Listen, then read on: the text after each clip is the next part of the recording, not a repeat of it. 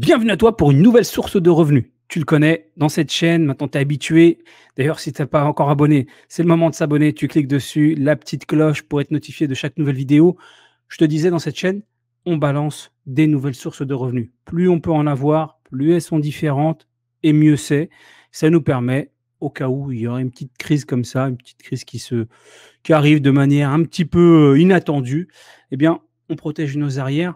Donc, dans cette vidéo, je vais te décrire donc, cette nouvelle source de revenus, pourquoi c'est intéressant, qu'est-ce qui est différent par rapport à ce qui existe et qu'est-ce que cette solution apporte, comment on la met en place et combien on peut gagner, hein, tant qu'à faire. Donc, je vais te décrire tout ça dans cette vidéo. En plus de ça, je vais même te dire à la fin de la vidéo comment moi, personnellement, eh bien, je l'applique pour justement un cas pratique, pour un projet personnel. Comme tu le sais, c'est en rapport avec Amazon. Tu sais, Amazon, c'est avec la chaîne, c'est avec la communauté, toute l'équipe, toute la famille Biz Kiff. J'avais fait un sondage, on m'a dit: «Ouais, pourquoi pas, tu pars sur Amazon, parle un petit peu de Amazon FBA». Tu sais, c'est pouvoir fabriquer un produit et le vendre. J'étais parti là-dessus. Mon idée, j'avais plusieurs produits en tête et l'idée, c'était plus de faire un produit, si tu veux, qui avait plus un sens éducatif et pédagogique que purement financier, faire de l'argent, en gros. Donc j'avais plusieurs pistes, plusieurs idées, une qui est bien avancée et ensuite au détour d'une discussion avec un ami, eh bien, il m'a un petit peu fait clignoter sur la possibilité d'utiliser un service moins connu d'Amazon pour pouvoir, faire une source de revenus supplémentaire et sortir justement de mes cartons, un projet, justement éducatif qui m'intéressait depuis longtemps et là, pour le coup, je vais pouvoir bien mettre ça en place. Je vais décrire tout ça dans cette vidéo. Accroche-toi, c'est parti.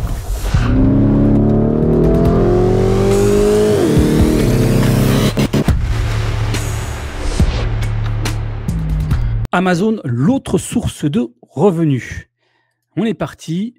Alors tu sais, si je te dis Amazon, tout de suite, bah, tu penses à un produit que l'on fabrique en Chine, OK? Et puis ensuite, une fois que tu l'as fabriqué en Chine, tu l'achemines, en Europe.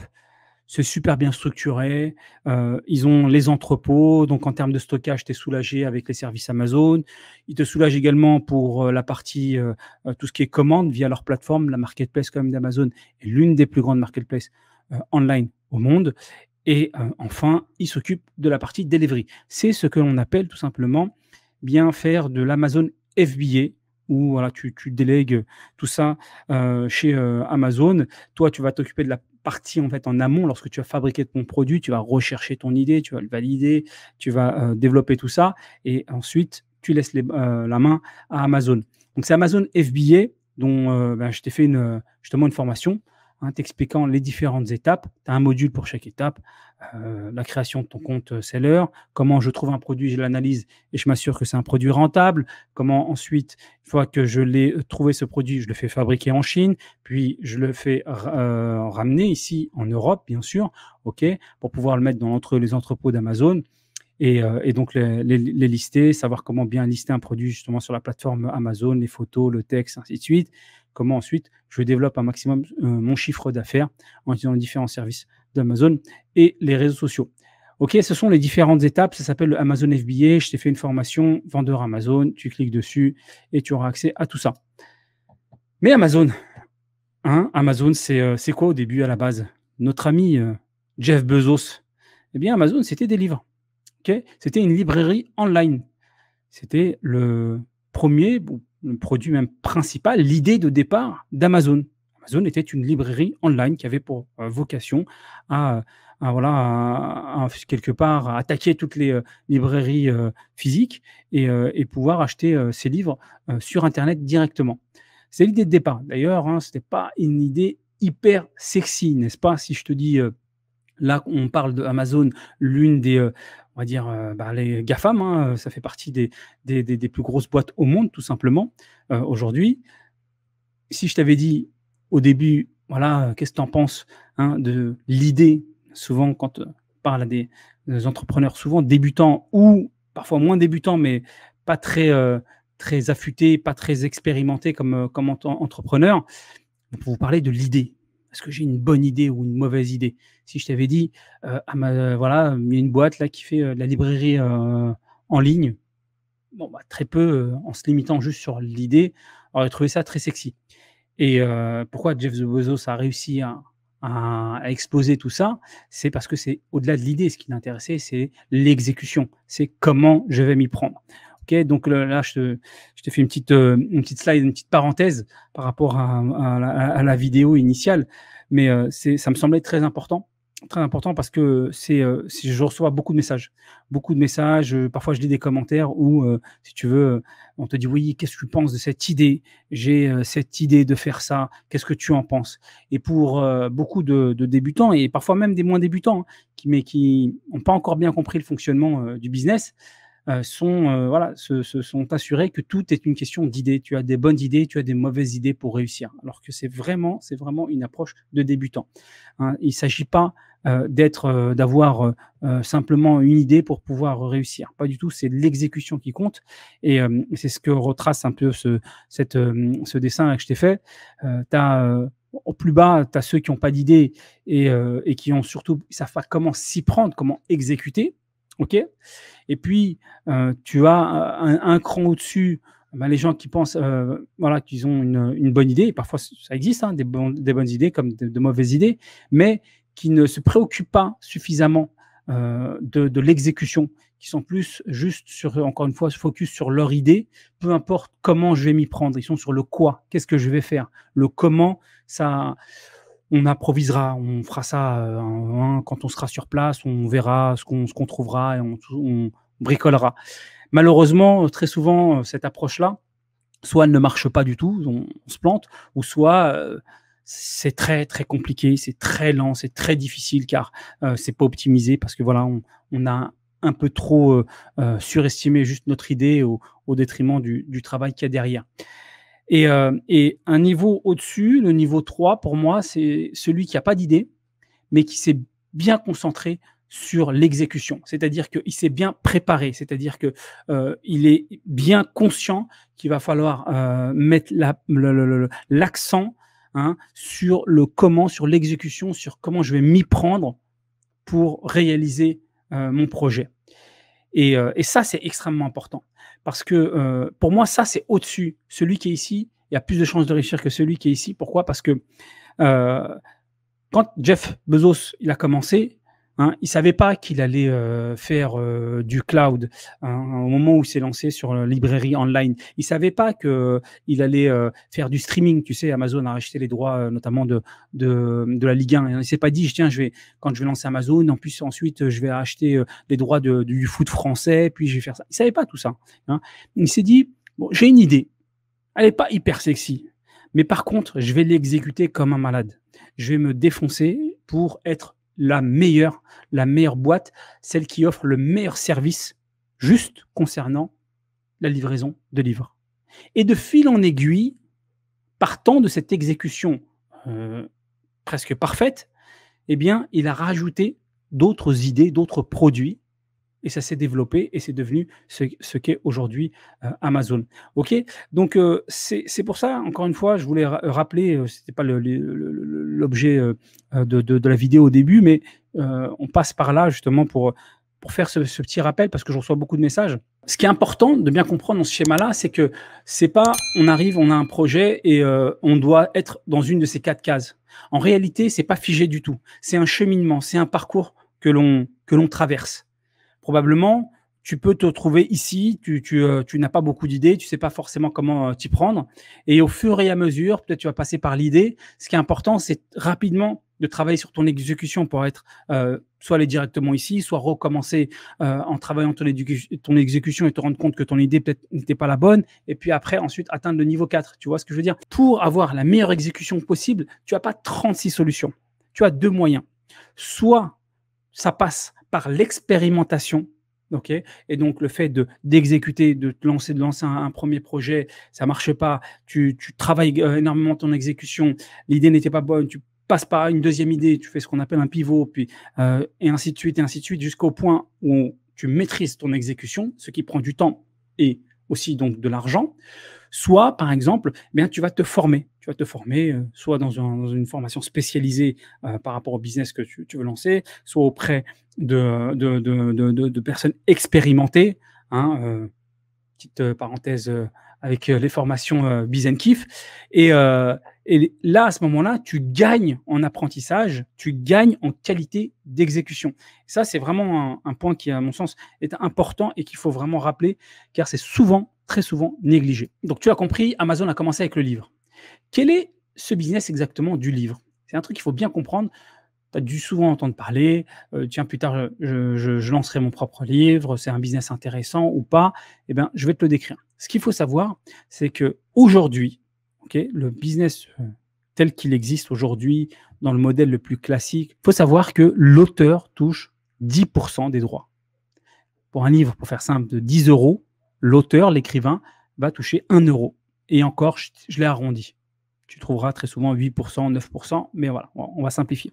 Dans ce prix du livre de 10 euros, pour prendre l'exemple, tu vas donner 5,5% de TVA. Comme tout produit, il y a une taxe, et la taxe pour le coût du livre, c'est la taxe réduite de 5,5 et non de 20%.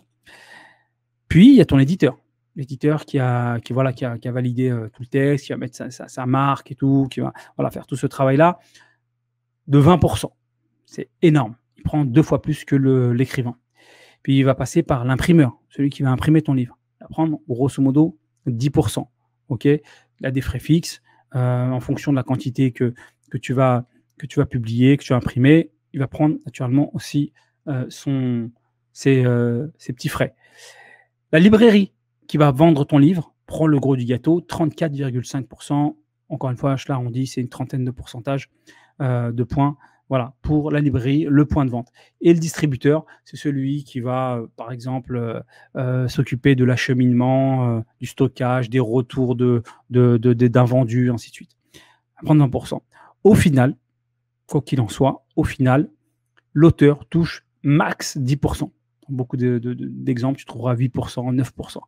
Ce qui est fou, tu vois, pour un livre où tu as bossé énormément, si tu vends 10 euros, ce qui est à peu près un prix correct, tu touches 1 euro. Si tu le vends 20 euros, ce qui commence à être cher pour un bouquin, ça dépend après dans quel domaine, tu vas toucher 2 euros, pas plus. Hein, on est vraiment au max. Pourquoi beaucoup d'auteurs font des livres? Alors déjà, ce qu'il faut savoir, c'est que si tu restes, il y a différents types de livres, mais si tu restes dans les romans, il faut savoir que seuls 2% des romans, je parle bien des romans, atteignent les 1000 exemplaires de livres vendus.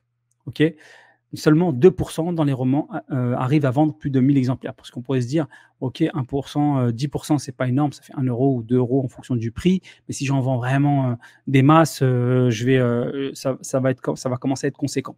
En réalité, tu vois, tu as un chiffre, seulement 2% des écrivains des romans arrivent à vendre plus de 1000 exemplaires. Donc, l'autre intérêt, c'est qu'effectivement, c'est un business passif. Une fois que tu as fabriqué ton livre, c'est vrai, il y a une grosse phase en réalité au début de promotion, faire connaître ton livre.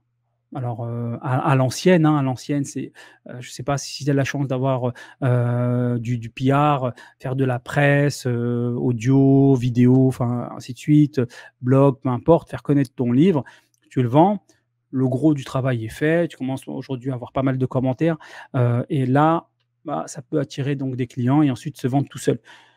En réalité, le début est assez compliqué, comme ça nécessite beaucoup de travail, mais comme tout business passif, en réalité, au début, il y a un gros travail sur le lancement, et après, effectivement, c'est vrai qu'ensuite, le bouquin, il est fait, est terminé, il est posé sur l'étagère ou online, et chaque fois que tu as une vente, ça ne te fait pas de travail supplémentaire, pas du tout, et ça te génère une source de revenus passive, effectivement.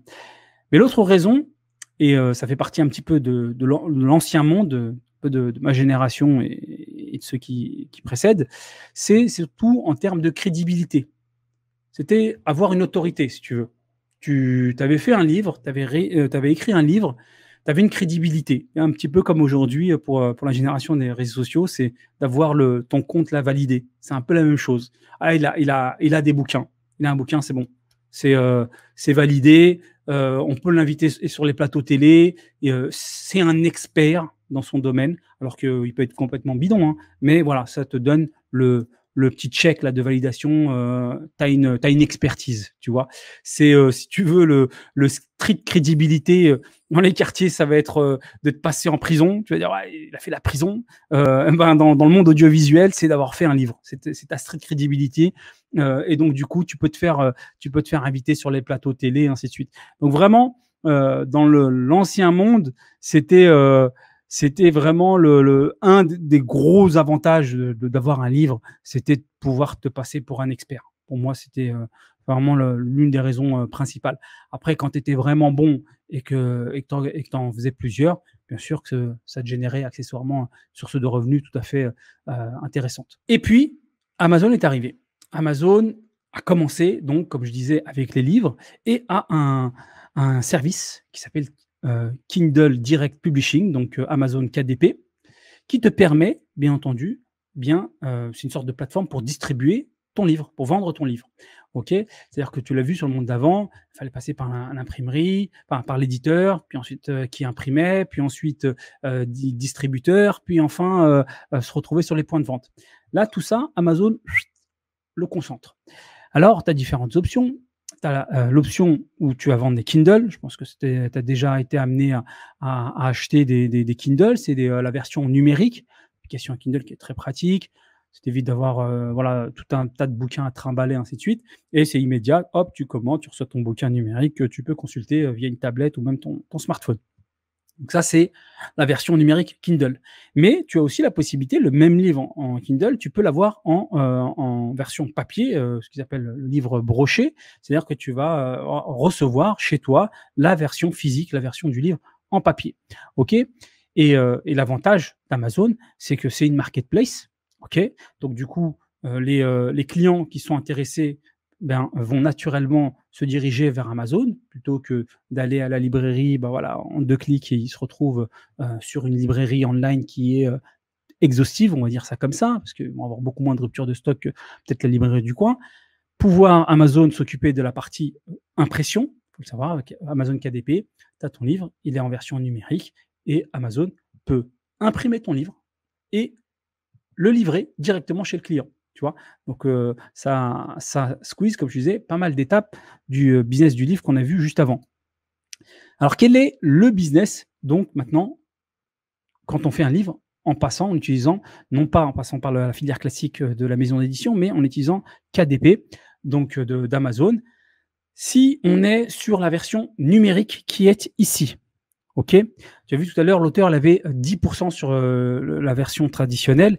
Là, l'auteur peut être à plus de 50%. OK. Parce qu'on va dire que le livre, hein, pour 10 €, Amazon va prendre 30%, donc va te laisser ensuite 70%. En réalité, il y a une partie, il y a toujours la TVA que tu dois reverser, 5,5%. OK. Les 30% d'Amazon, eux, ne bougent pas. Et dans les 70%, quand tu as retiré la TVA, on peut imaginer, par exemple, que tu vas mettre un petit ticket aussi pour investir un peu, pour mettre en avant ton livre Kindle. OK ? Donc, ça te laisse au moins, minimum, 50% des parts donc, de la vente de ton livre. C'est autre chose. On est d'accord. Bien sûr, maintenant, le problème, c'est que voilà, beaucoup de gens, et on peut le comprendre, ne sont pas forcément à l'aise avec la version numérique, ils veulent avoir la version papier. OK ? Donc, Amazon propose aussi, comme je te l'ai dit juste avant, la version papier. Alors là, ça va être différent parce que Amazon va prendre 40%, OK, sur le prix de vente, va se prendre 40%. Sur les 60% restants, ça va partir 5,5% toujours la TVA. La partie imprimerie, alors elle varie en fonction du nombre de pages de ton livre, du type d'encre, de couleur, ainsi de suite. Je te fais à peu près une moyenne, je vais te donner des exemples juste après. On est autour de 24,5% en moyenne, grosso modo. Ce qui te reste pour l'auteur, autour de 30%. 30%, et parfois tu peux même faire plus, tu peux monter même à 35% en fonction de tout un tas de critères. Mais voilà, ce que je veux te dire, et je pense que tu l'as compris, avec donc Amazon KDP, on passe d'un monde où l'auteur touche 10% dans la version au final, au max, à entre 30% si on est en livre broché et plus de 50% si on est en livre numérique. Petit point important, c'est que quand tu vends ton livre en version numérique, Amazon t'impose d'être 20% moins cher qu'en version papier. C'est comme ça, c'est voilà, peut-être pour attirer plus de monde, tu dois être 20% moins cher puisque il n'y a pas le côté, c'est voilà, une version digitale, donc tu dois avoir un prix moins important. Voilà. Alors, je vais te donner 2 exemples qui s'appliquent uniquement pour la version papier. Pour la version numérique, c'est assez simple, tu l'as vu, il n'y a pas trop d'intermédiaires, il y a Amazon, tu as la TVA et le reste, c'est pour toi. Pour la version papier, comme je t'ai dit, il y a plusieurs critères, donc je t'ai donné des exemples. On part sur un livre qu'on va vendre sur la marketplace aux États-Unis. Ce livre contient 300 pages. Okay, on va le vendre, admettons, 29,90 €. Bon, j'aurais pu mettre $ d'ailleurs pour le coup, mais c'est pas grave. Alors, l'État va prendre en fonction du taux, voilà, un petit pourcentage. Puis l'imprimerie, je t'ai fait une estimation pour 300 pages et sur la marketplace américaine, ça te coûtera 4,45 €. Amazon prendra 11,60 €. Sur les 29,90 €, il y aura pour toi, dans ta poche, 12,68 pour le coup dollars. On modifie tout ça, on remplace par des dollars puisqu'on est aux États-Unis. Voilà. Donc, grosso modo, voilà ce que ça te donne. Un peu moins de 50% dans ce cas de figure. Tu vois, tout à l'heure, je t'ai donné des moyennes. Et là, on a, avec des éléments chiffrés, sur 300 pages, on est sur du noir et blanc. Voilà ce que ça te donne sur la marketplace américaine. Si on part sur un livre en couleur, ok, où voilà, il y a de la couleur, c'est pas que du noir et blanc. On vend sur la marketplace en France un livre de 50 pages avec donc de la couleur à 19,90 €. Très bien. 5,5% qu'on reverse à l'État, ce qui donne 1,09 €. 3,9 € qu'on va reverser à titre de charge pour tout ce qui est impression. 7,50 € prélevés par Amazon. Il nous reste 7,60 € pour un livre vendu à 19,90 €. Là, pareil, on est légèrement au-dessus des 35%. OK? Donc voilà, je vais te donner 2 exemples concrets avec 2 cas de figure différents pour que tu puisses avoir un ordre d'idée de ce que ça peut donner. Ce qu'il faut en tirer également comme conclusion là-dessus, c'est que ça va être beaucoup plus intéressant. Si tu l'as vu, je suis pas parti sur des livres de poche ou des petits formats. Tout de suite, j'ai pris du 300 pages ou 50 pages parce qu'effectivement, c'est pas pour rien. Plus en fait, tu vas être sur des pages importantes, et plus tu vas plus facilement amortir. Donc du coup, tu pourras vendre plus cher et donc ce qui te restera sera plus important. OK? Si je t'avais pris un exemple avec, par exemple, un petit livre de poche je sais pas, tout petit, de 20 pages, 30 pages ou des choses comme ça, eh bien, là, on aurait en marge, relativement en pourcentage, on serait en dessous des 30% peut-être parce que on a des coûts fixes qu'il faut amortir. OK? Donc plus on monte en gamme, plus on va pouvoir vendre notre livre plus cher, soit parce qu'on fait beaucoup de quantité de pages, soit parce que voilà, c'est en couleur, il y a de l'illustration, il y a des images, ainsi de suite. Donc on va pouvoir augmenter notre prix et donc ça va être plus intéressant. Voilà, ça c'était juste au passage. Alors, quelles sont les différentes étapes pour pouvoir bien tout simplement avoir un livre qu'on va pouvoir vendre via donc ce service Amazon KDP? Il va falloir un designer pour pouvoir designer le livre avec les dimensions, la couverture et ainsi de suite, éventuellement les images qu'on utiliserait dans notre livre. Donc, il faudra qu'on fasse appel à un service d'un designer, puis un rédacteur pour pouvoir écrire le texte. Tu peux être amené à l'écrire toi-même, mais derrière, il faut passer par un copywriter pour corriger, pour valider que tout est OK, tout est nickel.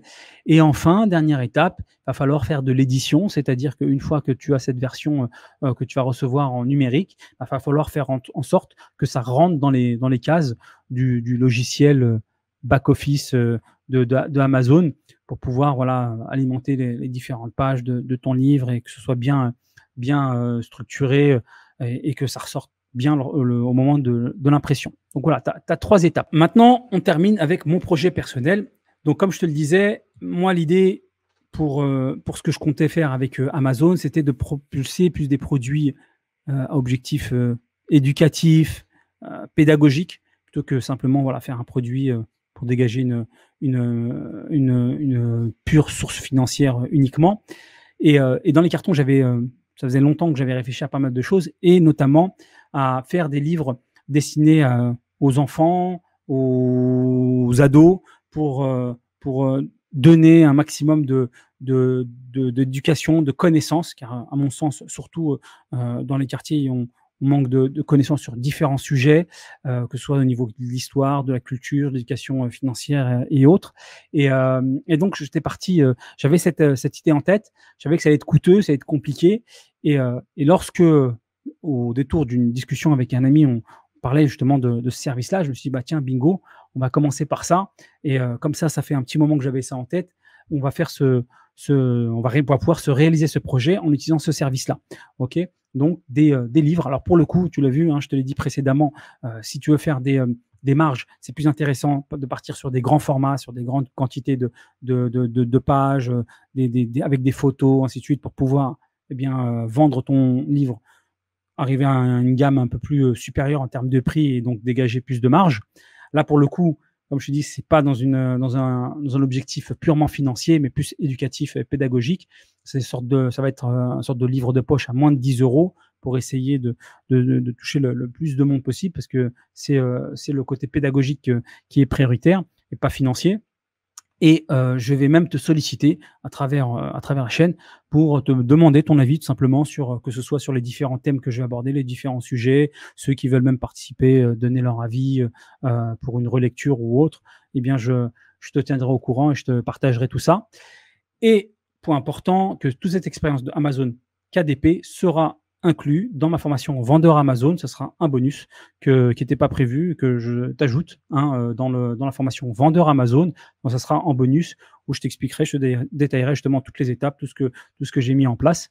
Et comme ça, à ton tour, si tu es intéressé par Amazon, que ce soit en produit physique, en utilisant le service classique standard Amazon FBA, ou bien en utilisant même les deux, hein, tu peux être intéressé par le FBA et par le KDP, c'est-à-dire l'édition de livres, bah, tout sera inclus dans la formation vendeur Amazon.